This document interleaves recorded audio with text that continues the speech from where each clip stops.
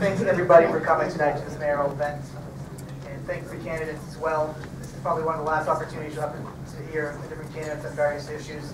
I'm going to introduce the candidates real quick. In the interest of time, we're not going to do introductions or closings. We're going to go right to the questions. So closest towards me is businessman Dave Nabity.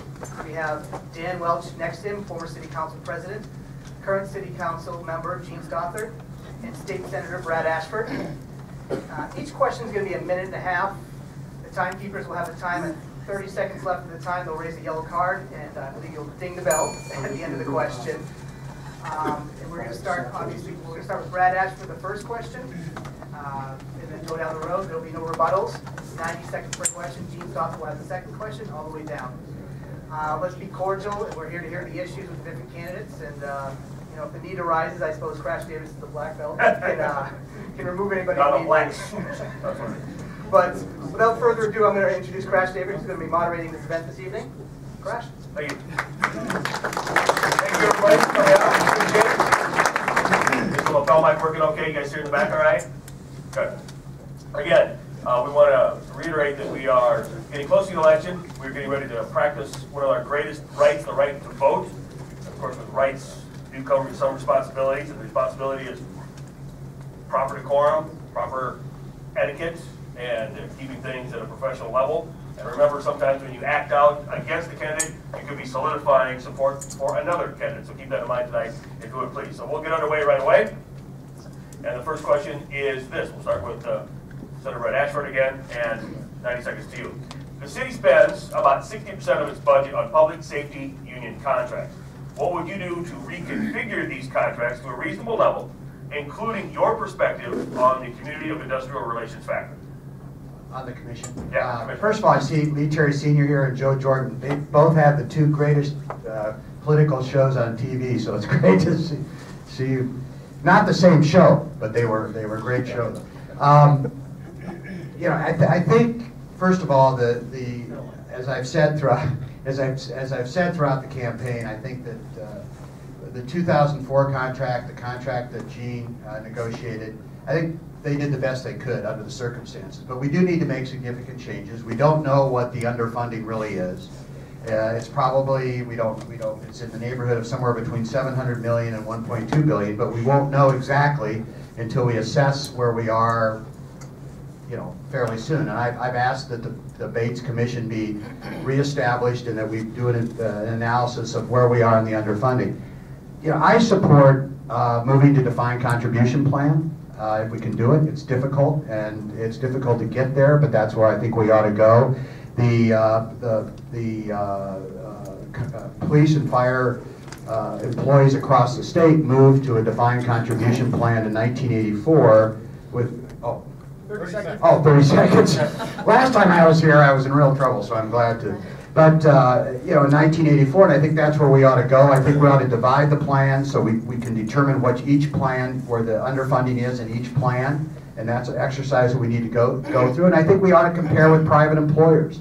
And that's something we can do by potentially changing the law, the CIR law. So there quite a bit of reform is necessary, but the plan, going forward, we have to make significant change.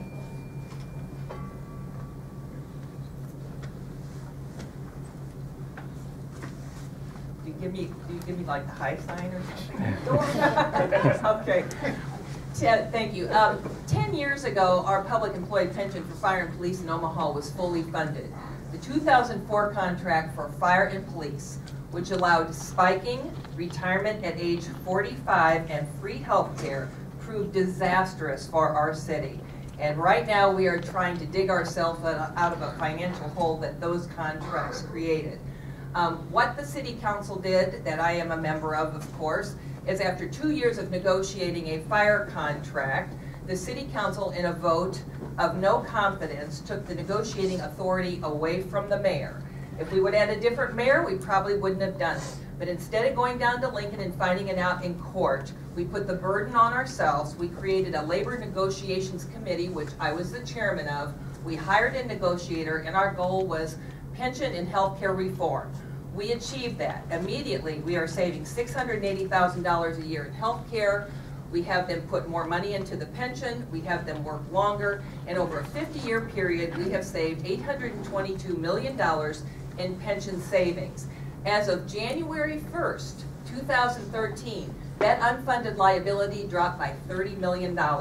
So we made great progress, but we have a lot more to do. That's a 220-page contract. We will be back at the table this year, and we have a lot more to achieve.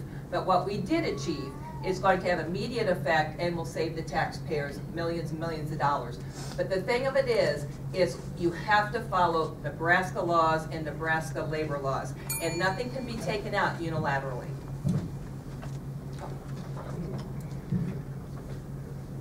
The City Finance Department disagrees with you, Jean. They think that you cost the city $7.5 million more per year as a result of the most recent fire contract you negotiated, or you were the lead negotiator on. I realize it was a group of 7 that did it, which is why we shouldn't have 7 people that are supposed to be a legislative body negotiating contracts.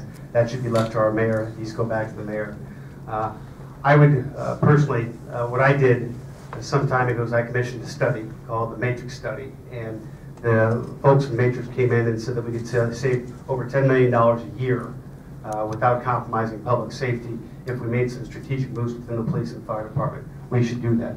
I just want to take a quick personal point of privilege here and say to all my colleagues that things need to settle down a little bit, and we need to be a little bit more truthful about each other in this campaign. And this is getting a little bit ridiculous. A week and a half ago, 2 people said some really ugly things about Jean Stothert. They were sexist at the meeting. I was the first person to come out and condemn those comments. They have no place in politics, and I'm very disappointed with those people. On Friday, I saw my picture on Jean Stothert's commercial, and apparently I am now responsible for disgusting attacks on Jean. I can tell you that I'm so disappointed with you, Jean, for doing that, because there's simply no way that you can prove that I did anything. There's not one iota of evidence that I did anything wrong, and the reason for that is because I didn't. I wasn't responsible for those attacks. You know that. I'm asking you to take that down, please.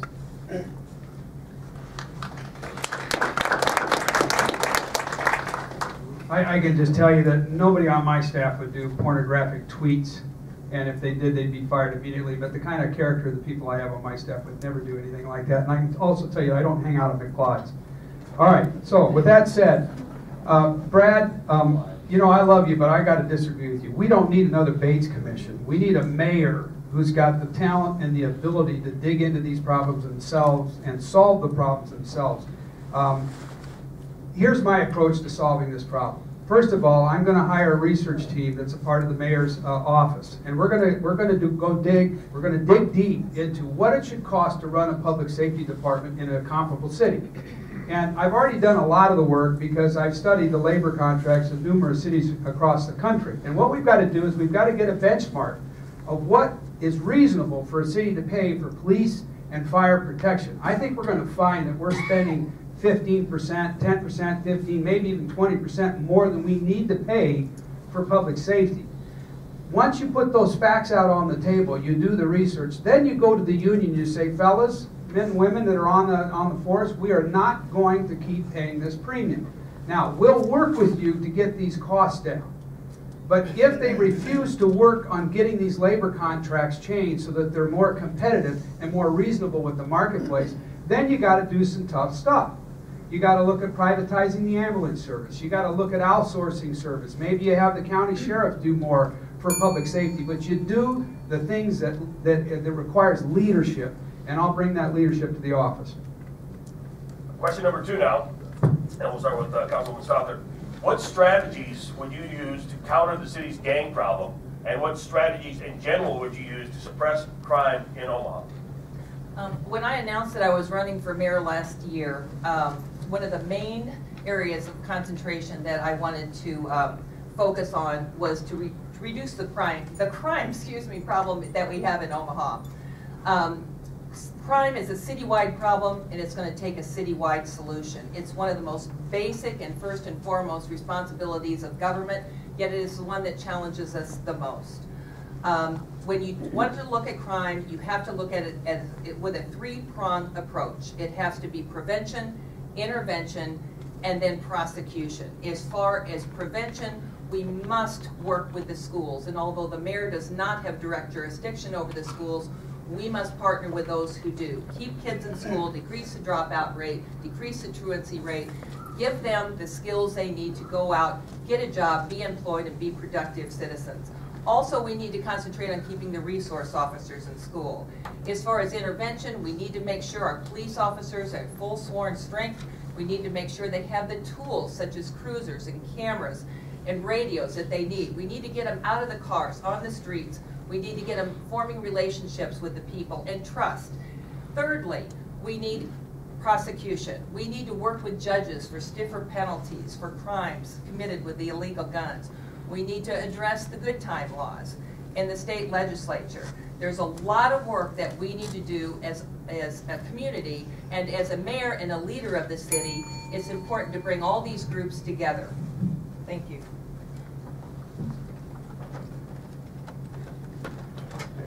Crime is the symptom of the social problems, particularly in the northeast part of the city.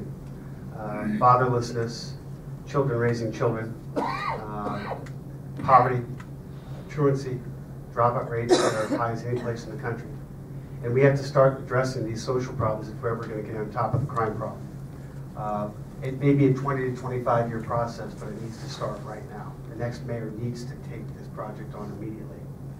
As far as crime itself, I think that we do need a Band-Aid approach until we can take care of the larger problem, which is the social issues.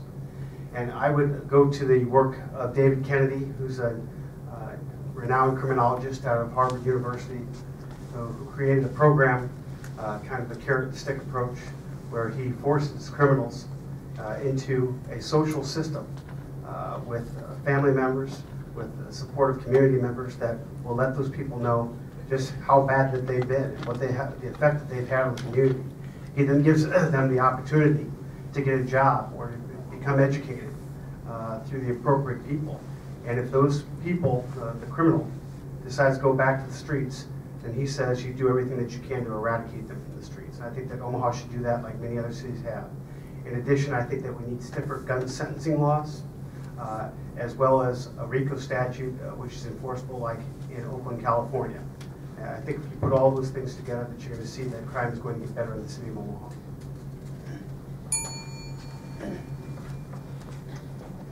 If anybody's interested in this, on my website at nabityforomaha.com is a comprehensive crime plan that we put together. And the first item on the list is to bring back a public auditor, or what we call the Office of Public Advocacy. The whole point there is when you see things like you saw on the YouTube video that happened in North Omaha, you learn pretty quick that the citizens are not going to communicate with law enforcement because they're afraid of them.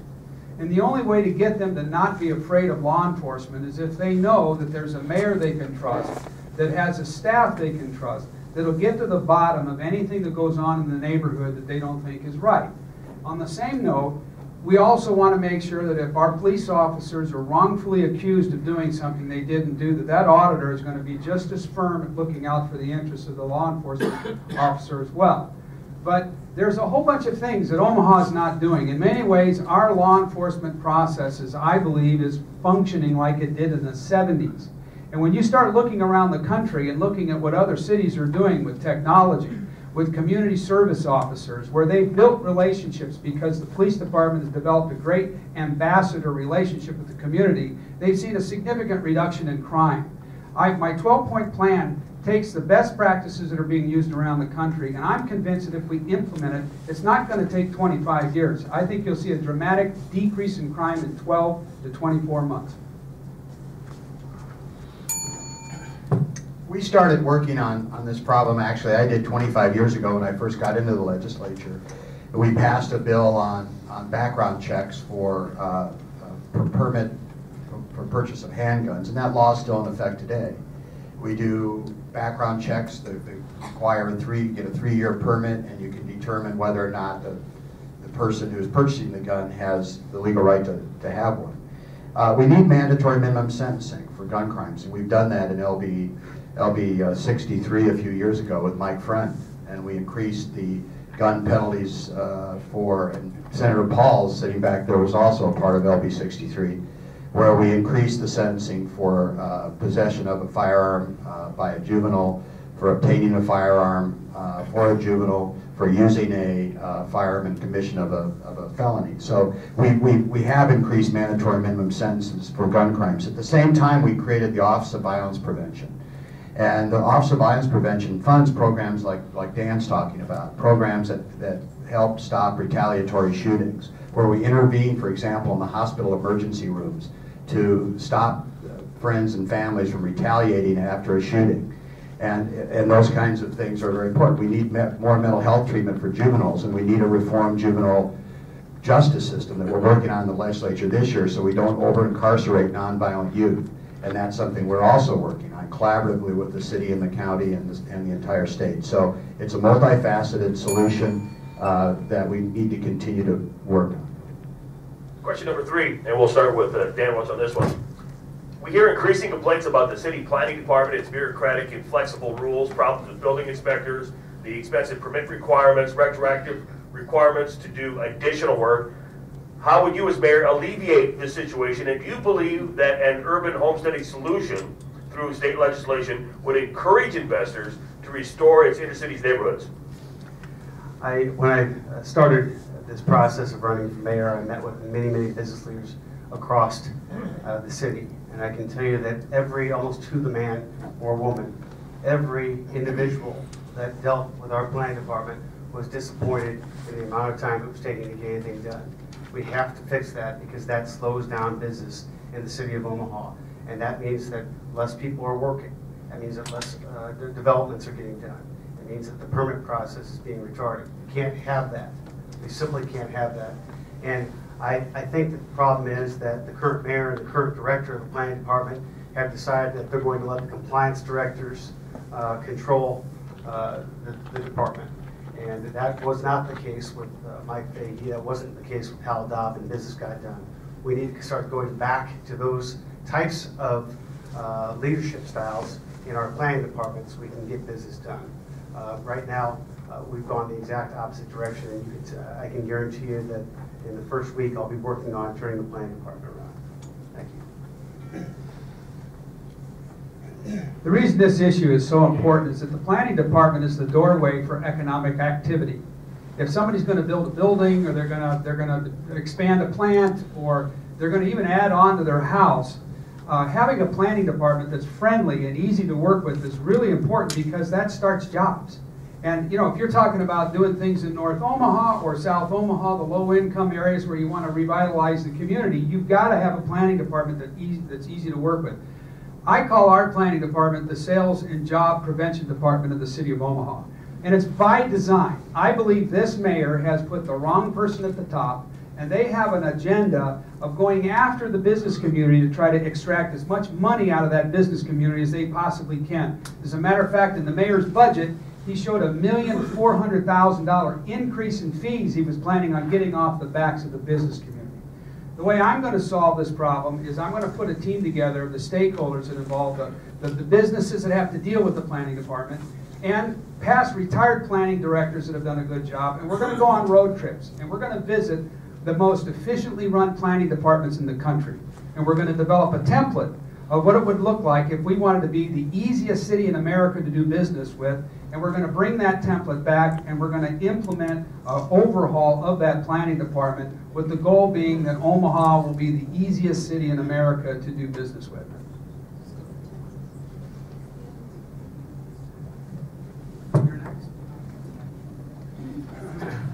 It's fun to travel around, but I think we have the talent right here in Omaha to rebuild the planning department. And Dave's right. I mean, we had a succession of planning people for many years that were very effective. And I go back, as does my friend Dan Welch, goes back to the days of Bob Peters and Greg Peterson, Steve Jensen, and even going back, I even remember Marty Schukert, and that really is going back when he was planning director. And you know, in my early life as a lawyer, I represented the Mercer family during the development of the old market. for about 15 years, and there was no rule in the planning department that the Mercers did not violate. When you were trying to make retail businesses out of old warehouses that Sam wanted to do, it was very challenging. But we had the support in that time with Mike Boyle and Marty Schuchert, that they were very collaborative with us, with the Mercers, and goodness knows what we have now. It really saved us. And then with the Quest Center, that Dan was also involved in on the city council. I was on the first MECA board. Greg Peterson was at every single MECA meeting as we developed the Quest Center, and we got rid of the Asarco plant, and we got back to the river. The most amazing transformation of a city I've ever seen, and the planning department had a major role in that. So we need to develop that same collaborative attitude into the future. I do not think you need to go on road trips using taxpayer money to see what other cities have. We have the internet for that. Working with the planning department for the last 4 years, I will tell you, I think they need new leadership. They need modernization, and they absolutely need to become more customer friendly, which they have become very customer unfriendly. After elected mayor, immediately I would want to review all plan designs, and I would want to make sure that they still have a useful purpose, and if not, we can reduce a lot of the burdensome design plans and regulations that we have in the planning department. I also think we really need to concentrate on electronic documentation. We need to make sure all inspections, permits, and plan reviews are online. We need to increase our prioritization to make sure that simple plans such as decks are addressed early and quickly, and others that are more complex might take a lot extra time. The other thing is we had 11 positions in the planning department for several years that were budgeted and unfilled. This is really a waste of taxpayer money, and a department is only as good as its director. We need to make sure we have good, strong leadership. And lastly, I think we really need to make sure, and as mayor, to make sure that the appointees on the different boards, like the Zoning Board of Appeals, that we have good appointees of people out in the community and in the industry that will really help us move forward.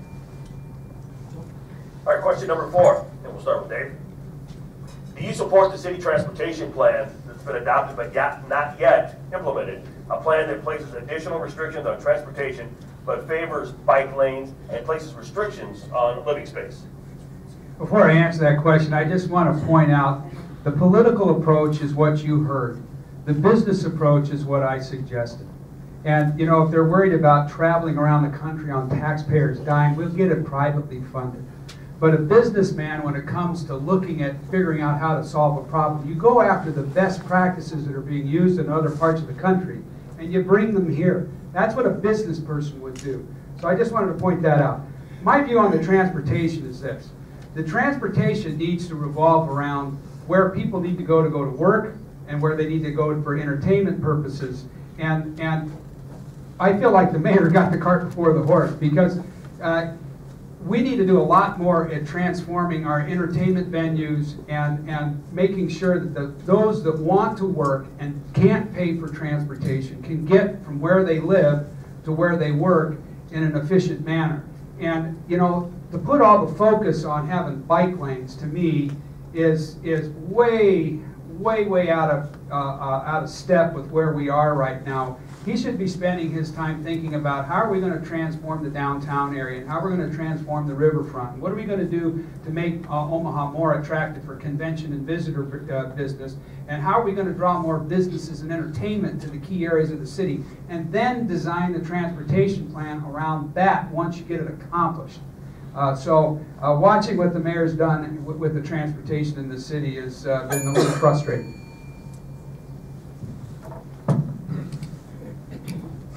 Actually, I've sort of set as a goal to be involved in this mini triathlon in July. And I'm not a very good cyclist, so I need as many bike lanes as I can find. But I think they need to be out in the country, far away from any traffic. There are some exciting things that are going on in transportation that I do like. And I think David's really hit on an interesting concept. He's talked about it before. And that's the idea of joining the neighborhoods together, the Benson neighborhood, the Old Elkhorn, and using rapid RBTs, rapid bus transportation, which is a great idea, to have updated, upscale buses that will take people from the Old Market to Benson to Old Elkhorn or wherever it is. And it's exciting for young people because there are great venues in every one of those places. You can go to the Love Jazz Museum, you can obviously go to Exarban Village or Midtown. And I think if we had a transportation system that revolved around that with the these rapid bus transportation vehicles, that it would give young people an opportunity to go to these places without the fear of getting, quite frankly, picked up for DUI, which is a scary proposition for young people, and give them that security. And I think it would enhance tourism and be a good opportunity. I've been a member of the MAPA board for the last 4 years, where we planned the transportation for the 5-county area around Omaha, including Douglas County. And you need a long-range plan to guide development. And MAPA has a 25-year plan that I supported and I approved. But the city of Omaha had a 25-year plan that recently I voted not to approve. And I voted not to approve it because I felt like it was too aggressive with the alternate forms of transportation, understanding that 98% of Omahans travel and commute by car. And about 98% of the budget went to our roads. And if you look at the condition of our roads, you can see that we don't want to be pulling a lot of money away for other forms of transportation. However, there's a lot in those 25-year plans that there's no money to fund it. So there's a lot of ideas such as light rail, etc., but no money to fund it. What I really want to concentrate on are some short-term and moderate-term issues as far as other forms of transportation that will help us right now. And some of those include public transportation, pedestrians, and the bike lanes, because I think it is important for the connectivity. But again, we have to concentrate, if we're talking about transportation, on repair and maintenance of our current roads first and foremost. Most of us in this city get around by car. And so the most important job of the mayor when we're talking about transportation is moving traffic. One thing that I'd like to talk about just briefly is the fact that I think for a long time we've been using part of the wheel tax to fund the budget. We've got to use the wheel tax for what it was designed for. That is the maintenance of roads. That's very important. But the mayor's plan should always focus on what's the most important fundamental service for the taxpayers. And in this case, it's moving traffic. Now, I don't have any problem with bike lanes and bike trails. I think that's good for the city. And I think a lot of young people are attracted to that type of thing. And it's a nice form of recreation. But we've got to be a little bit wiser in terms of how we do things. I mean, just this last year, we decided to put a bike lane on Leavenworth Street, which is kind of a major artery for people that are going to work in the morning downtown. And I haven't seen a bicycle yet. I take the road every day. I haven't seen a bicycle yet, but I see that traffic is backed up when it wasn't before. So you just got to be a little bit smarter about these things. And really, a bike czar? Really, a bike czar in the city? $60,000 to $75,000 for a bike czar just doesn't work for me. I think that there's a better use for those dollars.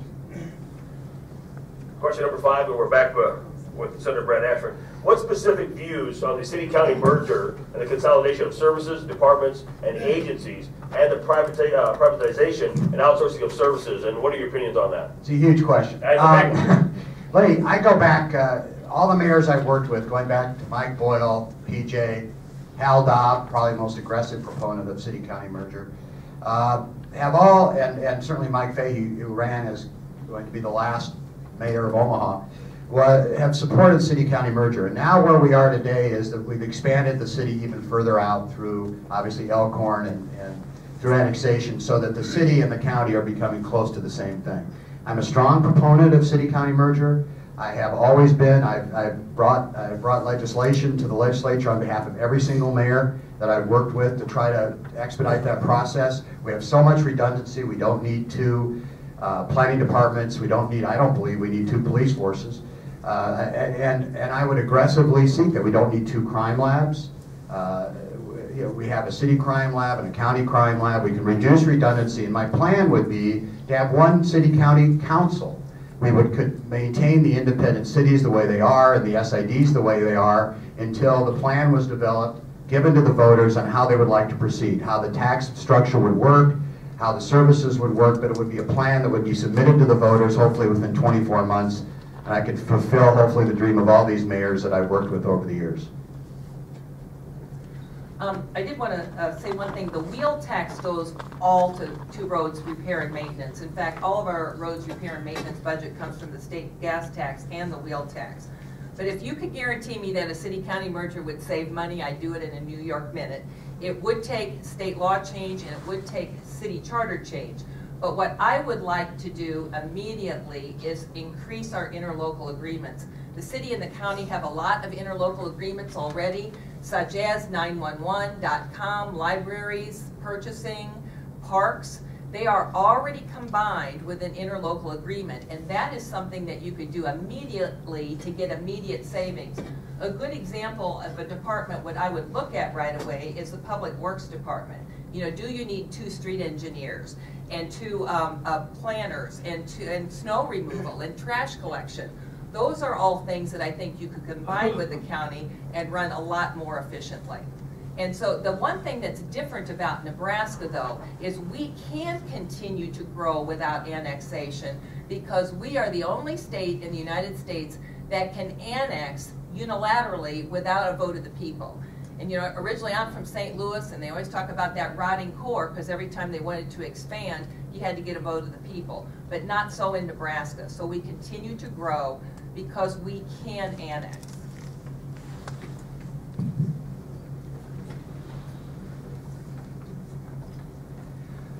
I don't think that we're going to have a city-county merger until the legislature takes the appropriate action to direct a city-county merger. I don't think that the current makeup of the law is going to allow for an effective city-county merger. So we've got to talk about that. I think that it's a pretty good point that right now we've got an awful lot of SIDs. And if we did a city-county merger, I believe our taxes would go up. I'm always concerned about when we start tinkering with government, because it usually ends up in additional taxes and larger government as opposed to the opposite, so I'm concerned about that. And if we are going to do city-county merger, we've got to be awfully careful to get it right, or the taxpayers might end up footing a bigger bill. So let's all be very aware of that. That being said, I'm all about the idea of the city and county working together to reduce the amount of expenses that there are. And I, as mayor, would be happy to work with the county on things like the crime lab. Potentially, the city and county could work together on that. We've already worked together on some things, and some of it's working okay. Other projects are not. Finally, the final part of the question is absolutely when it comes to privatization of services, if we can find a private service that can do it as well and do it cheaper, and we can save the taxpayers money, absolutely, let's do it. This question is I think, one of the compelling reasons why you should think about supporting me as the next mayor. Because one of the things that I've talked about along the whole campaign trail is the issue of doing performance audits of government. And the way performance audits of government work is you put a business team together and you match them with the people that you're having running government.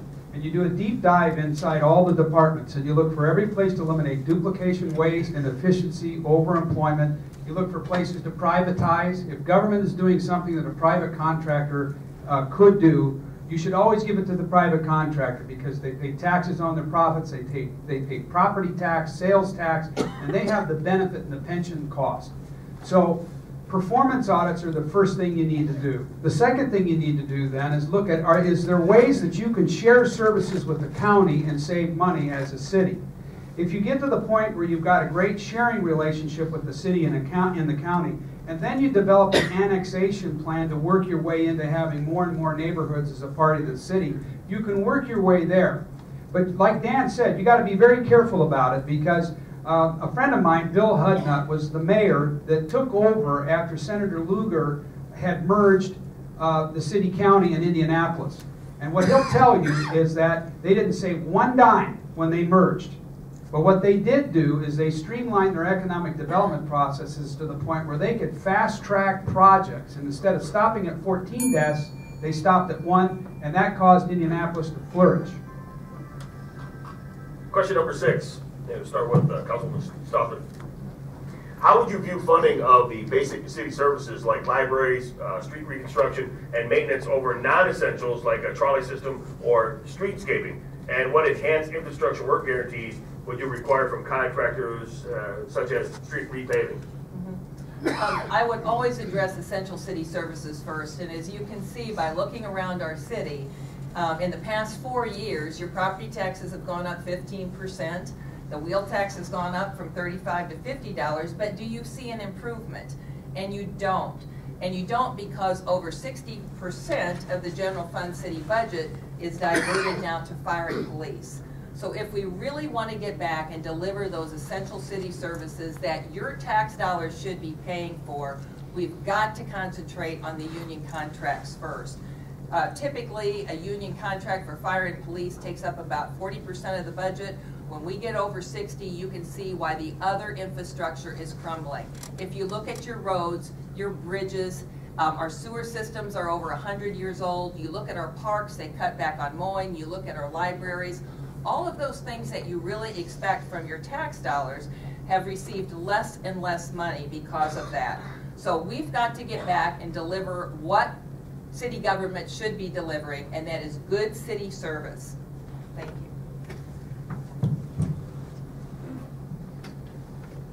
Yeah, again, I think the reason is money, as much as anything, one of the reasons I came back to politics is because I'm watching the city and I don't like the direction we're going. An increase in property taxes, the wheel tax, an invented restaurant tax, an imposed occupation tax, an increase in fees and regulations across the board in 3.5 years. In 3.5 years. That's one of the main reasons I came back. I see that we're spending all this money as a city, we're covering up our problems, and we're just not getting things done. To me, I've always been one of those people that the city should deliver basic public services cost effectively and efficiently, and then try and get out of the way for the most part of people so they can live their lives. Certainly imposing additional taxes and additional fees and increasing the cost of living in the city of Omaha is no way to improve the city and no way to grow the city. So for me, that's a very easy answer, and that is I will do everything that I can to deliver basic public services. And when it comes to things like streetcars and streetscapes and the like, we'll leave that to the private developers. That doesn't mean the city can't get involved to make sure it gets done correctly in terms of what best benefits the city. But I, in the next 4 years, don't want to see any additional taxes. In fact, I want to go back the other way. When you talk about funding basic city services, you know, our problem is that we have a very poorly managed government. And we have labor contracts that our politicians continue to mess up, costing taxpayers dearly. That is why basic city services are not being managed well. So that's all the more important that you need to do performance audits like I'm talking about. And you need to study what is going on inside each of the departments of government to see whether or not there's places to create efficiencies. You also need to study best practices of other cities. I've been mocked tonight about the idea of going to other places to get intelligence. You know, why in the world would you not want to learn from other cities that are better managed and better run than the city of Omaha? Why wouldn't you want to learn from those cities? And so what you can do is you can study the best practices being used by other parts of the country and then bring those ideas to Omaha, along with doing the performance audits of what we would be doing inside each division of government. That will allow you to improve your basic services. But to try to pretend that you can do that without going through that process, I think is ridiculous. Also, you put the streetscapes and you put the trolley cars behind the process of growing the economic centers and bringing the tourism and the businesses and the entertainment venues to areas of the town, and then you bring that transportation process around those areas once you've figured the business plan out and you've been able to pull it together. David, I wasn't mocking you, I was kidding you. Actually, you're fun to kid. But actually, I have gone to a lot of these cities. I was most recently in Louisville, where they did a merger 10 years ago, and it's been extremely successful. They created a new board. They retained the independent cities, but the new board is where the power was, because the new board then could provide efficiencies throughout the entire county, and has worked there. In Kansas City, Kansas, which is a recent consolidation, there's been a 10% reduction in property tax. But again, I think the city-county merger is key. It's essential. We're paying, as in the city, we're paying taxes for 91,000 people who live in the county. It just doesn't make any sense. And we have such a great opportunity to do city-county merger. There may need to be a slight tweaking of state law, but my good friend Hal Dobb got the last bill passed, and I would not be the one to tell Hal that he did it wrong. So I think we've got law in the books to do it. The CSO project is a problem. And I think we've all talked about it in these debates, these discussions in the past. We do need to reevaluate that. We have to reevaluate the reservoir under the river. It's going to be the largest tax increase in our history, and the next mayor is going to have to reevaluate and relook at that project. We've got through the initial 6 questions, and they did such a good job staying on time, which is refreshing in a situation like this, that Doug came up and handed me a couple more questions real quick. That's kind of along the same lines, and when we're dealing with the Nebraska Taxpayers for Freedom, you can imagine that these are, of course, going to be tax questions. And we'll start with you, Dan. What structural budgetary reforms would you implement if elected mayor? Structural budgetary reform. I didn't write them, you did. Are you asking what I would cut, what I would spend? Yep, sounds good. That's what you're. Somebody worked too hard on that question. Yeah, they did, yeah. I think that everybody that's seen me over the last 12 years knows where I'm probably going to go immediately with regard to reforms. Again, when I was city council president, I realized that our police and fire budget had gone from about 40% from 15 years prior to 60% of the general fund budget to the end of 2009. And it doesn't take a whole lot of common sense to realize that something's wrong there. As a result, I found a little bit of money and was able to commission a study with the matrix report that I mentioned earlier. And they came in and said that we can cut our public safety budget by over $10 million a year without compromising public safety. And if you look at these recommendations, they would make sense to any single one of you. And they made a heck of a lot of sense to me. The only thing is you got to be able to get it done. And I think that I would be able to get it done. And I think that I'd be able to get the city council behind me to do that, which is half the battle. So that's where I'd start. Certainly I'm going to audit every single department. I'll have conversations with every single director. We're going to shake things up and we're going to move things around. But that's where the big dollars are in terms of savings in the city of Omaha. If you look over at the chart that I have over there, I've developed a business plan for the city. I call it strategies for improvement, but the bottom line is when you start talking about doing budget reform, the first thing you got to do is develop a business plan for the city. And the first thing is reorganizing the planning department. The second thing is implementing my crime reduction plan. The third is doing performance audits on every department of government to streamline, modernize, and do everything we can to stop bureaucratic mandates that aren't working, and look for places to privatize. We've got to get the labor contracts under control. I think if you took our labor contracts to New York City, Newark, New Jersey, Chicago, Los Angeles, and San Francisco, they would laugh you out of the chamber. Our labor contracts are terribly expensive, and we've got to reorganize the departments, and we've got to modify those labor contracts to make them more reasonable and fair for both the firefighter and police officers and the taxpayers. But all of that said, once you do that part of the business plan, then you're going to know what kind of money you have to be able to either put it into tax relief or also look at investing in the future of the city. We need to have the money to be able to tear down dilapidated buildings and houses and prepare land for development. We need to look at what we can do to start transforming the Midtown crossing area all the way down to downtown. We need to look at our riverfront, figure out what we need to do to reorganize that. I believe we need to look at bringing things like the Kansas City Power and Light District to Omaha so we have more to offer for visitors and convention business. So those are some of the things that I would do with the budget.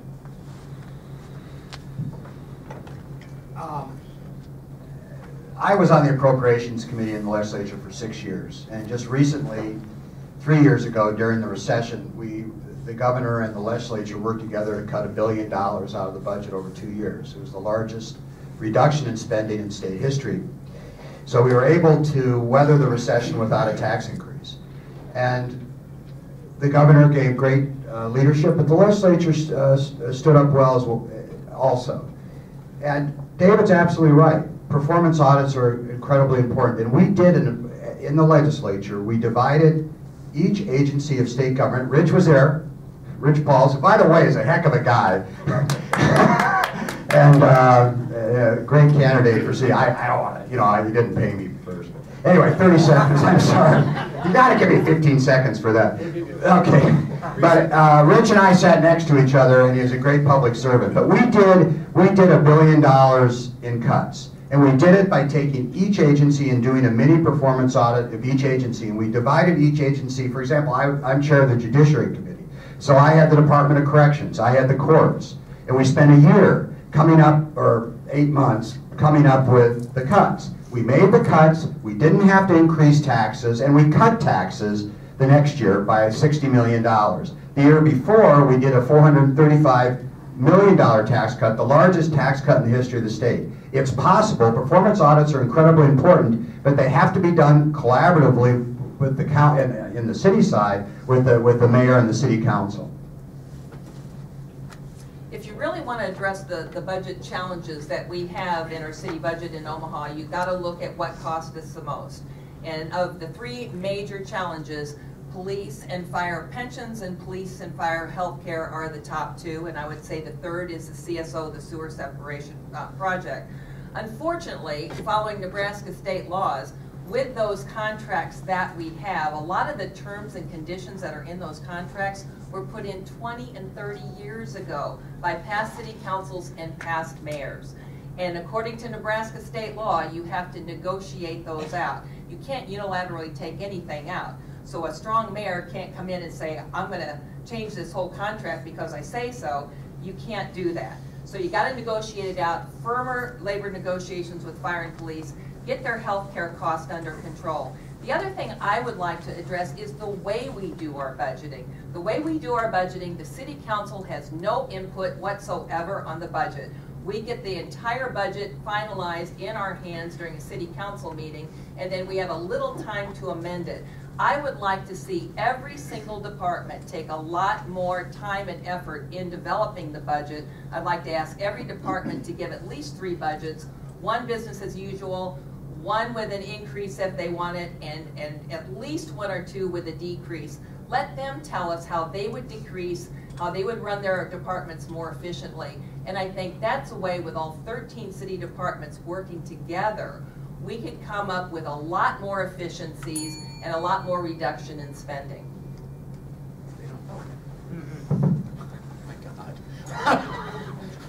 And we do have a bonus question as well, and we'll start out with Dave. The legislature in Lincoln is currently deliberating and discussing comprehensive tax changes, and it's been going back and forth with many different changes going so far this year. What state tax changes would you advocate that would help the city of Omaha and would work good with Omaha and the folks down in Lincoln? This is a great question. It's really important to the future of the city, because if Nebraska is considered a high-tax state, no matter how hard we try, we're still not going to get the economic activity that we really want. Now, the unfortunate thing is that the legislature went about the tax policy changes the wrong way, in my opinion. And again, this is the difference between having a leader or a legislator run the process. What I think a leader should do is he should study the tax environment of the state, study the tax environment of other states, determine what's working in these other states and how you might model it into Nebraska, and then come up with a plan that the leader knows will work, that's fully vetted, and then you give it to the legislature and you work to try to sell your plan through the legislature because you've figured out all the obstacles and you know what you're doing is working. What legislators do is they say, hey, I have an idea. Let's just drop the income tax and let's eliminate sales taxes eliminate all the sales tax exemptions. And so you have 49 people in the legislature now trying to figure out what to weed out, what not to weed out. And what you end up doing then is scaring the manufacturing community, because they're thinking all of a sudden they got to start paying sales tax on their raw materials. I knew you shouldn't do that because I studied sales tax processes 2 years ago. Now, here's what we should have done. We should have asked for a flat tax of 3.5%. We should have expanded the sales tax just enough to eliminate the motor vehicle tax. So if you buy a Rolls Royce or a Yugo, it costs you 80 bucks. Then you just leave the manufacturing and the business community alone and let them keep doing what they're doing. Actually, we did propose a 3% cut back to 3% for the income tax, and that was part of the original plan. Governor Heineman showed tremendous leadership when he proposed the bill this last session, which would have reduced the income tax to 0. Senator Pauls, when I sat next to him for all these years, he had a list. He had a list. If he had gotten sick for a year, we would have been debating this last year. But Senator Pauls had a list of sales tax exemptions, which we could get rid of, and that would reduce income tax. And by so reducing income tax, we drive revenue into the city.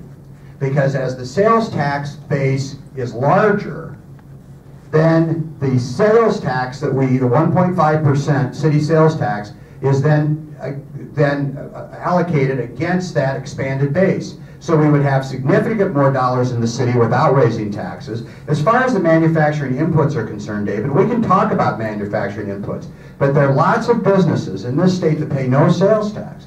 And as a result, we pay higher income tax than we should and much higher property tax. Governor Heineman was right on course. And the legislature is going to come up with a tax bill that makes sense. It's going to cut our taxes, including all retirement taxes on Social Security benefits and military benefits. We're dedicated to this process, and we're going to get it done without any question whatsoever, in my view. And thanks to Senator Pauls for having that list for all those years. I wanted to applaud the governor for what he did, because we had not had a serious talk about tax policy in Nebraska for over 5 decades, for over 50 years. Now the governor, he proposed 2 plans. One was very aggressive and one was more moderate, but he did it just to start that discussion. It didn't mean that the most aggressive plan was going to be passed, but I think, as Senator Ashford said, we exempt over $5 billion, and we only collect $1.5 billion every year. So I think we need to take a serious look at all those exemptions. Maybe not totally remove them, but maybe reduce them. But since the state collects the 1.5 and the city 1.5, the city, if any part of his plan, and I'm sure in the future you will see some of it, was approved, the city would also get a windfall with their 1.5%. And what I promised is that if we did get additional revenue because of some reform with the state, with our sales tax, that I would promise to give that amount of money back to the people and not increase spending and spend it on other items that we don't need. I think the reason that the governor first even looked at the idea of getting rid of our income tax is because he wanted to be competitive. There's states that border us or are close to us that don't have an income tax.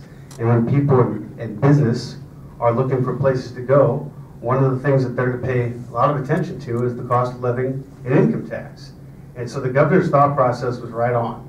And that was that we have to attract more people, because if we attract more people and we attract business, then we can spread out the tax burden and each and every one of us can pay less. That's where we want to go with the city. That's where we want to go with the state. So that's great. The problem is, because we didn't have that, we didn't get rid of that income tax from the inception of the state, or shortly thereafter, we have all these other exemptions. And those exemptions are going to have to go away for us to pay the bills. And those folks that are getting those exemptions now are talking about leaving the state and the city to the extent that we get rid of this income tax. And so all of a sudden, we have gone the wrong direction. So yeah, there probably is a healthy balance somewhere. I'm sure the state legislature, well, I hope the state legislature will get that right. I know you're taking a hard look at it. I'd love to see something that we could do that would bring in more people, spread out that tax burden so we can all pay less. But right now, we don't have it.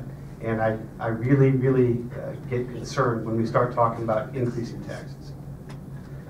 All right, as we get ready to wrap up here, we'll start down with Senator Ashford once again. Finally, you have 90 seconds to address everybody and tell the people assembled here, what is your plan and your vision for moving the city forward that separates you from the other candidates.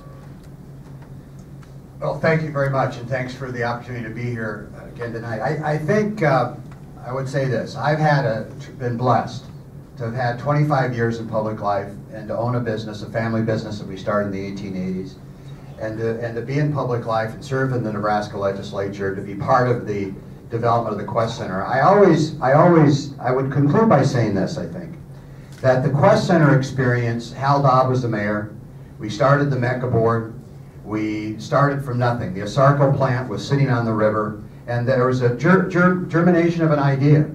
We're going to go back to the river. We're going to remove the smelting plant. We're going to go back to the UP yards, and we're going to build a convention center arena there. And everybody said that, not everybody, many people said, that's not possible. That is impossible to do. But you don't know Hal Dobb if you think that. Because we got that done. Because the citizens of this city came together and created a new city on the river. And it is that vision, that dream, that desire to move forward that moves me to continue to be in public life. I've had a wonderful experience. I've learned to work collaboratively with all sorts of people, even Senator Pauls. And I think that having had that experience, I can bring that experience working with the legislature to Omaha and to move us forward into the next 25 years. Thank you. I think we have a wonderful, vibrant city with great people and great businesses, but I do feel like in the past 4 years our mayor has been holding us back. And I see a bright future, though, for Omaha. I see an Omaha with a lower tax burden, reduced spending, smarter budgets. I see an Omaha where city services are improved, and you feel like you get more for your tax dollars, good roads, good bridges, good infrastructure. I see an Omaha that is more customer friendly. We're here to serve you. We're here to make sure that your businesses and your families and your neighborhoods thrive. I also want to see a more vibrant city where young people want to stay after they graduate from college, and retirees don't feel like they're ushered out by high taxes and high crime. And I also want to see a city that trusts the mayor's office.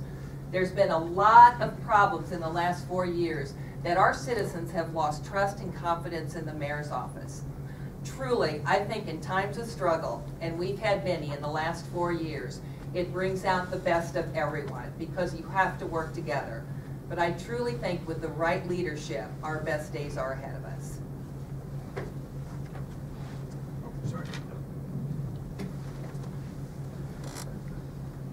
Thanks to our hosts again, and thanks for all of you for being here. All of the candidates, the mayor and the other 3 candidates, I think they speak well. I think we've got a lot of good ideas up here from some pretty intelligent people. But I'm going to tell you that I was on the city council for 8 years. I was the city council president for 4 years. And a lot of this stuff isn't about the ideas. A lot of people have good ideas. It's more about the people that can get it done. And a lot of that is about character. A lot of that is about honesty. A lot of that is about the sheer political will to get something done and not to crumble under pressure. Most politicians, whether it's Washington, D.C., Lincoln, Nebraska, or the city of Omaha, most politicians that I see anymore wilt. And that's unfortunate because what they're really worried about is that one little piece of power that they have in the world and retaining it. I sometimes think the best politician is the one that doesn't get the job. If you saw me on the city council and the battles that I took on before anybody else was taking them on, I hope that you think that I have the character to take this job on, the honesty to take this job on, and the spine to get the job done. I promise you, as much as we talk about these ideas, and we've had 15 forums, a lot of this thing is just about that, whether or not you can actually get it done. I'm going to take one more opportunity at the risk of beating a dead horse, but I have to say that when you put a commercial up, you better be accurate with your commercial because you're talking about somebody's reputation and their life. And if you want to insinuate that somebody is in any way dishonest or that somehow they're responsible for a demeaning ad, you better have some evidence to back it up. That's some serious ramifications you're talking about. And I'll ask one more time to take that down. It's entirely inappropriate. I want to clear one thing up. I totally applaud the effort that the governor had to put out a new idea to lower taxes and get the state more competitive. What I'm talking about is the people writing the bill should have figured out ahead of time what exemptions to eliminate and what exemptions to keep, instead of just throwing the universe out there and try to get 49 senators from around the state to try to figure it out. I knew it was going to fail, and it did.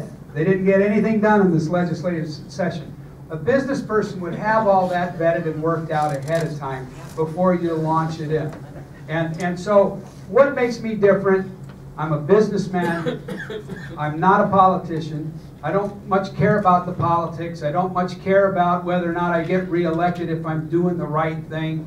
I've developed a business plan for the city that you can see over there on the board, and I'm totally committed to bringing fresh, new, innovative ideas to the city.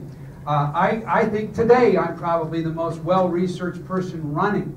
I wouldn't have gone into those labor contracts not knowing what was normal with what other cities are doing before I sat at the bargaining table, because you don't have any frame of reference. You don't have any benchmark to know what's reasonable and what's not. And when you're going up against seasoned negotiators like the fire union are, they're totally capable of bearing Trojan horses inside the contract that jump out at you later and cost you a lot of money, which is exactly what happened with this labor contract. So if you want reform, if you want innovation, if you want somebody that's going to bring the best practices that are being used around the country, I'm your guy. And I do what I say, and I say what I do. I'm committed to reforming the city and making Omaha a much better place for all of us. Thank you. Before we wrap up tonight, we want to thank Doug Kagan from the Nebraska Taxpayers for Freedom. And at this time right now, I'm going to give Doug a hand. Good job. Thank you.